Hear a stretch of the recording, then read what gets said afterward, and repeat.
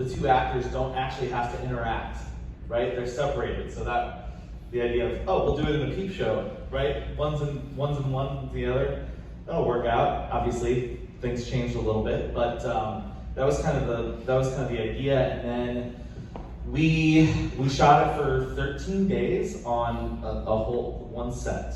So we basically built this entire thing on a set, never left. The whole crew quarantined together for the entire shoot. So everybody was either in their hotel rooms or on the set. And we had this whole thing set up where people, had stations that were like, every person in the crew had like a station 10 feet away from someone else. So it was very, very strict, because we were kind of like, I think we shot it in end of July 2020, so mostly in August. Wow, so it's the height of the... Yeah. No, we didn't know anybody who was making movies at that point. And we're just like, let's try it, but we didn't want to make a pandemic movie. Like, we didn't want to make a movie about the pandemic or that had something about the pandemic in it. We just want to try to make a movie using the restrictions that we had, which was not as much interaction and we had a very, very small crew. So, a lot of people did many jobs, more than they probably should have, doubled up. So yeah, we just tried to keep it as lean and mean as we could to get it through. So it was a very, very, thank you.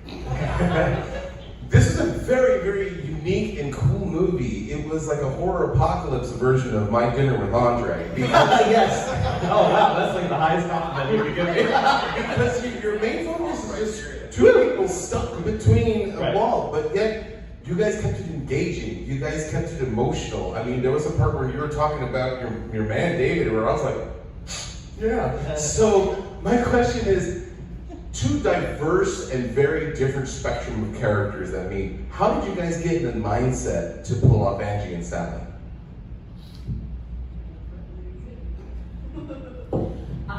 Well, playing a character that is wildly different from myself was interesting, first of all.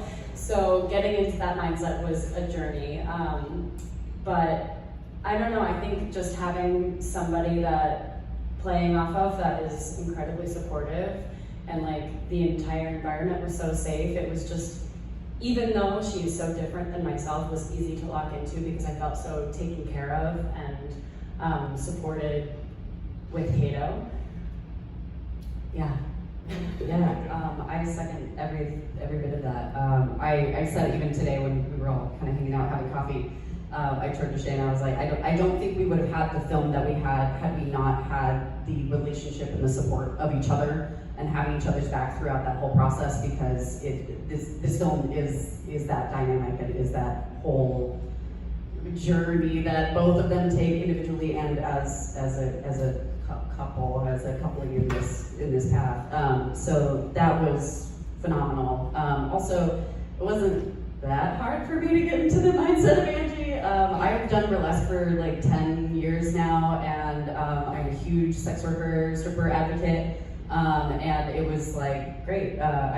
When Sarah Casey, so am I, which is what sucked. When Sarah Casey was like, "Hey, I have an audition for you. It's a stripper who kills demons," I was like, "Sign me up." Shit, sign me up. Well, one thing we love is the idea of collaboration and everyone bringing a little bit to the piece. So first and foremost, I often hear, write what you know.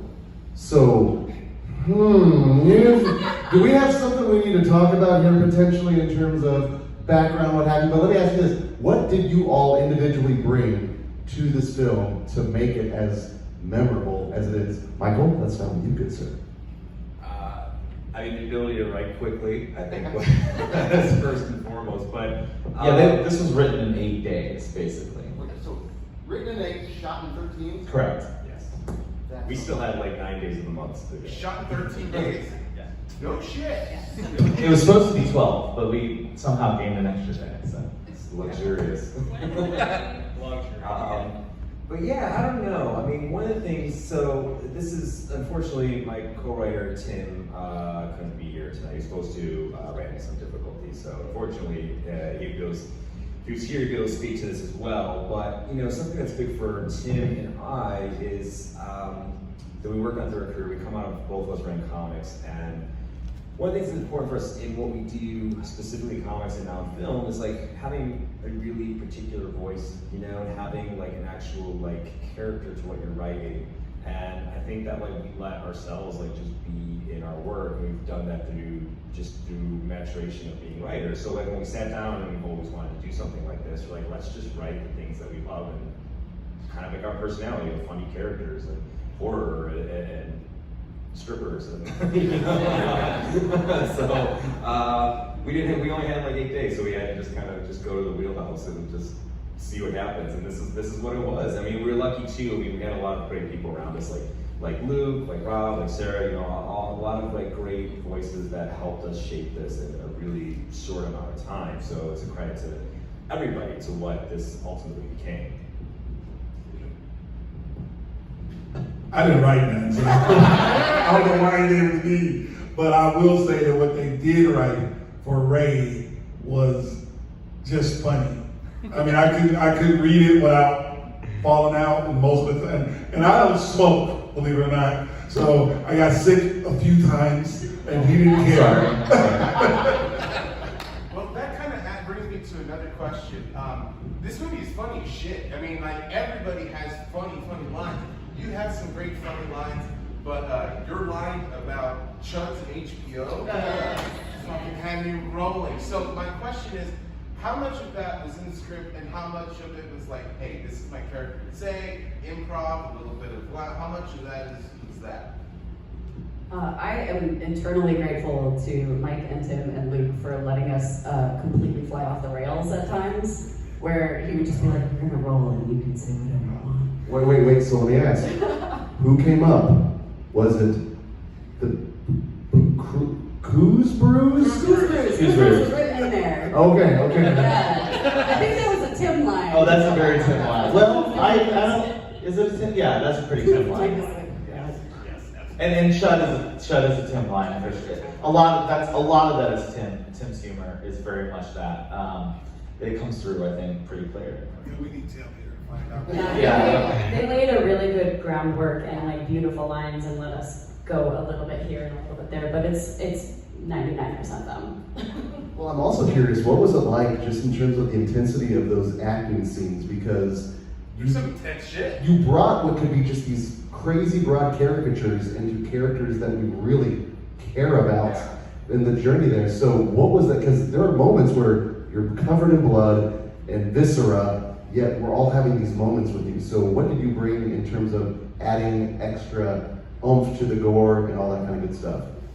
I think that was one of the first things that we talked about with Luke when we sat down is, the script itself, it's very funny, it reads very campy, it's obviously, this fantastical thing, but we sat down and we were like, we have to have these characters be grounded in reality. They have to believe what they are doing, they have to believe in their jobs, in their goals, everything, otherwise we just go off the rails into camp, and that's not what we were trying to convey with this. There is a lot of heart behind this.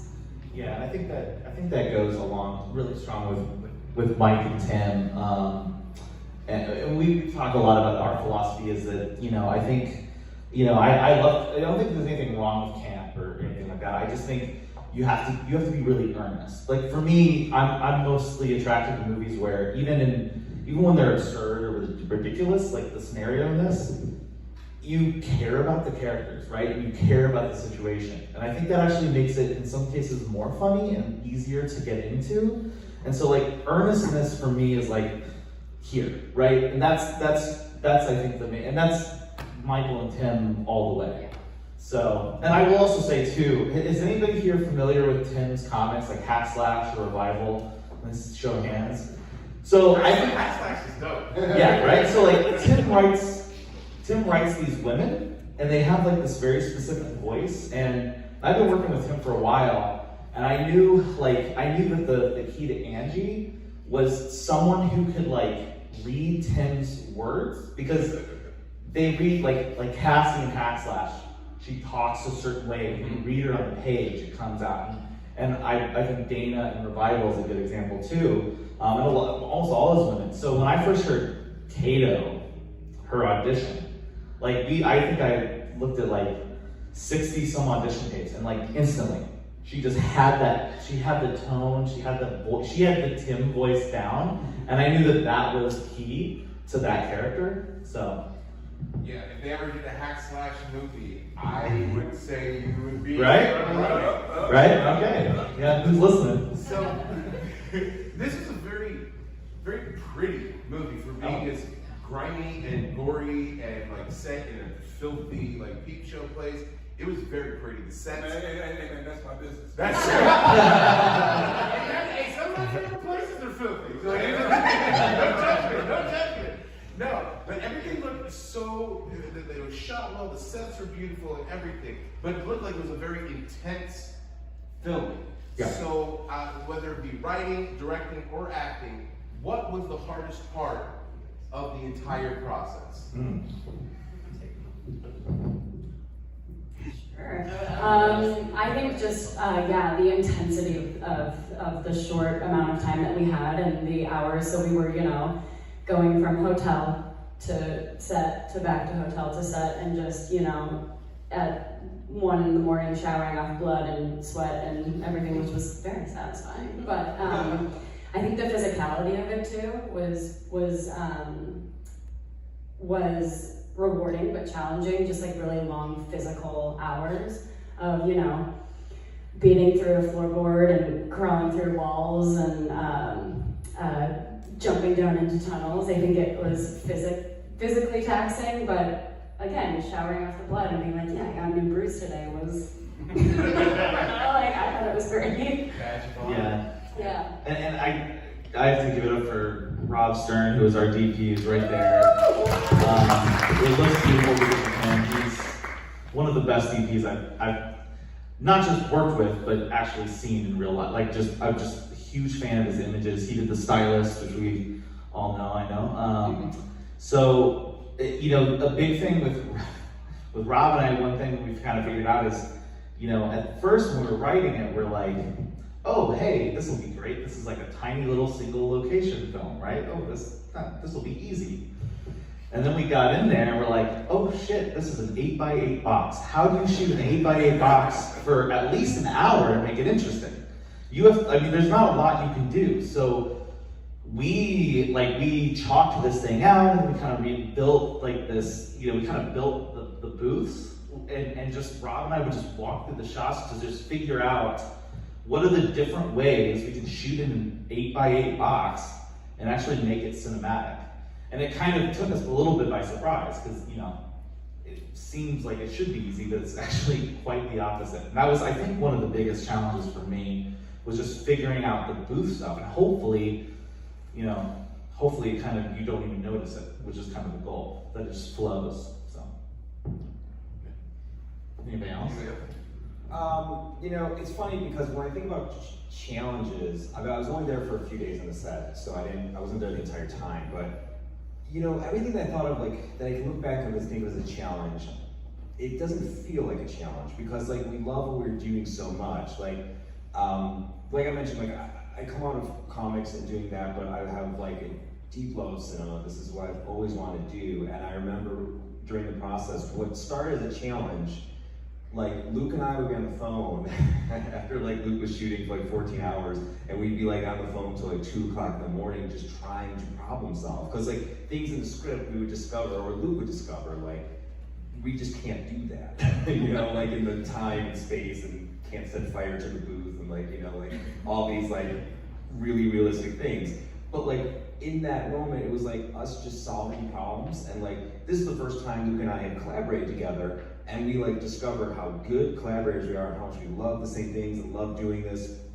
So all the things that you can look back at is that was a challenge, but it was also us learning a ton, learning how to collaborate and encountering these problems and finding really better solutions out of them. So it was just such an awesome process to figure this stuff out. Well, that actually reminds me, one of my favorite problems we had, which when I watch it, you don't even notice it, but we figured out when we were in the tunnels that in the script, at one, with the movie, you're shooting out of order, right?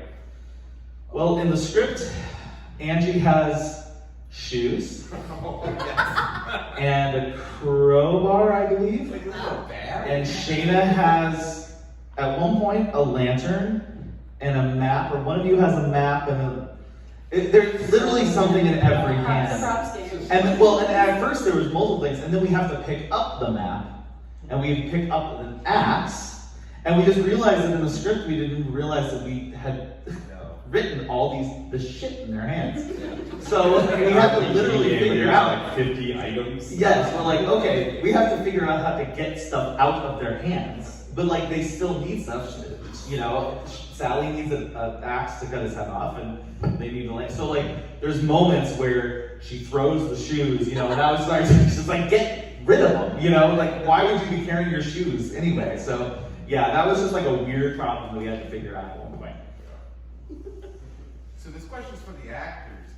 What was your favorite thing to do on the set? Was there a certain scene? Was it a certain line? Was it chopping off the demon's head? Was it like wrestling with the snake? Or what was like your favorite time on the set? All of it.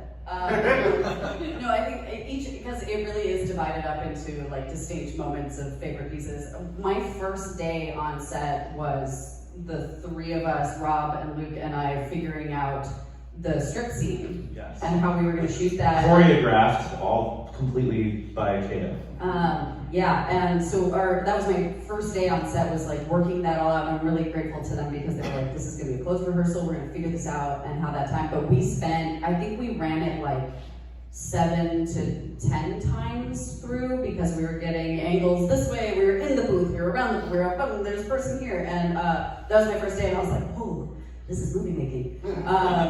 So that was fantastic. Also, any of the scenes that we really got to play with each other, both in comedy and like getting to work, like the Coos Brews scene is like still one of my favorites because I think it's just both of us have such funny bits to it, but also there's just an immense amount of sincerity that comes in that, again, I think that both of us have that relationship with each other that we could play really well. So I think when we started to get into the meat of those more emotional scenes, that was where it was like really getting into some deep satisfaction as an actor.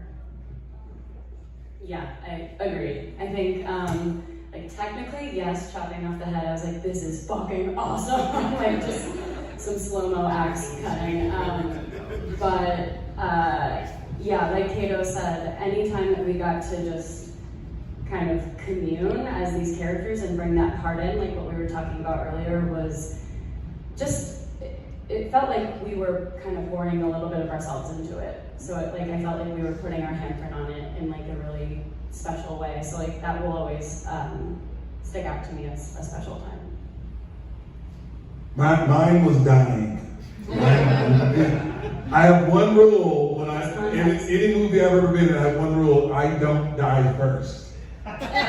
He killed me 3 times. Didn't die first, I died second, third, and fourth. You didn't die first though. I always remind people. I said that. The televangelist dies first. Right, he dies first, then I die, then I die again, then I die again. Correct. I'm good. That's how I like it. I'm good. I'm right. So before we throw it off to the audience, what's next for you guys, aside from the hack slash movie? Yeah, great. Yeah. Tim would love to know that.